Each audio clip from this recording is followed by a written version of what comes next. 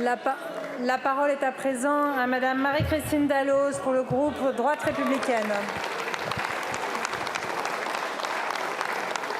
Madame la Présidente, Monsieur le ministre de l'Intérieur, mes chers collègues, Nicolas avait 20 ans. Il aurait dû profiter de l'insouciance de sa jeunesse.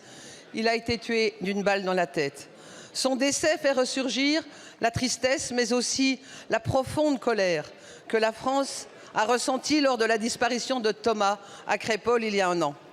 Il s'agit, Monsieur le ministre, non pas d'un fait divers, mais d'un énième symptôme de l'ultra-violence qui gangrène notre société. Venu bien souvent des quartiers où prospère communautarisme, trafic de drogue, haine de la France et de ses institutions, cette ultra-violence n'épargne plus aucun territoire. Les habitants d'Ardèche, du Jura, méritent de vivre en sécurité. Première des libertés. Vous portez, Monsieur le ministre, une parole forte, celle du courage et de la clarté. Avec la même clarté, nous souhaitons vous dire à quel point nos territoires ont besoin de réponses concrètes et immédiates pour lutter contre cette menace.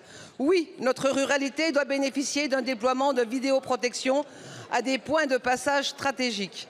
Oui, nos territoires doivent voir les moyens des forces de l'ordre augmenter et de travail en commun avec les forces de police municipale et la gendarmerie pour renforcer et éradiquer l'insécurité. Oui, notre pays doit engager une lutte sans merci contre le narcotrafic et les narcotrafiquants qui se sont appropriés des pans entiers du territoire et imposent aujourd'hui leurs lois en lieu et place de celles de la République.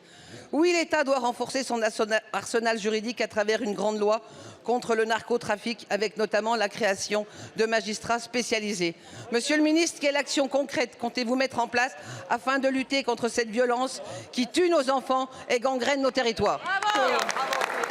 Merci beaucoup, ma chère collègue. La parole est à Monsieur Bruno Retailleau, ministre de l'Intérieur. Merci, Madame la Présidente.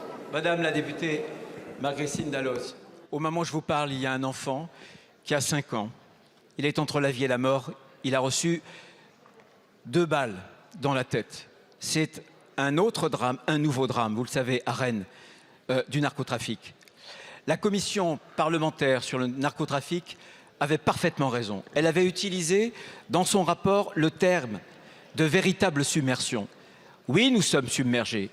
En 10 ans, mesdames, messieurs les députés, les saisies de cocaïne ont été multipliées par 5. Désormais, les drogues les plus dures sont disponibles partout, tout le temps. Partout, dans les villes comme dans nos villages, bien sûr. Et tout le temps, bien sûr, grâce et malheureusement avec les points de deal, comme aussi en livraison à domicile. Depuis que j'ai été nommé, je suis frappé par cette chronique, malheureusement banale, des faits qui sont abominables. Je pourrais vous citer la longue liste et derrière, ces familles brisées, ces vies qui sont volées, ces corps parfois disloqués. On ne peut pas s'y résoudre. Et devant cette sauvagerie, nous allons répondre.